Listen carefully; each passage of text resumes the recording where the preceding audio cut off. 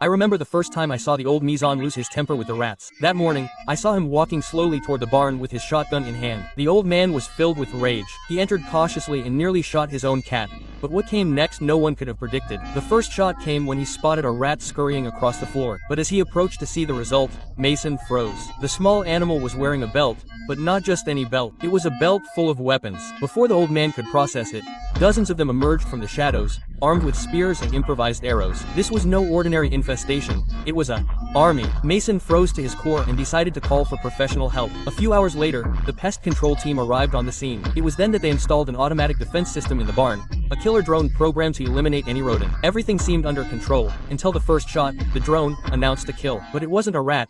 It was Mason's poor cat that went down the drain. Type F in the comments for the kitty. Days passed, and everything indicated the problem was over, until the surveillance cameras were destroyed and the drone was gone. The rats had found a way to neutralize human technology. The company returned with an even more extreme solution: the new Terminator robot, the latest generation in pest control. Mason, out of options, decided to buy it. And night after night, the robot did what it was programmed to do, killing more than Chuck Norris. The scene was so ugly that even the old man was shocked. One day, driven by curiosity, Mason entered the barn. The scene was surreal. It was no longer a simple fight against rodents. It was a war on a smaller scale. There were gunshots, knives, bombs, horrific carnage. When he realized the machine was about to eliminate the last survivors, Mason made a decision no one expected. He raised his shotgun and fired at the exterminator robot, destroying the machine and saving the rat leader's life. What struck me most in that moment was his expression as he watched the little leader protect the rest of his group with such courage. The rats softened Mason's hardened heart, and worse, the old man became filthy rich.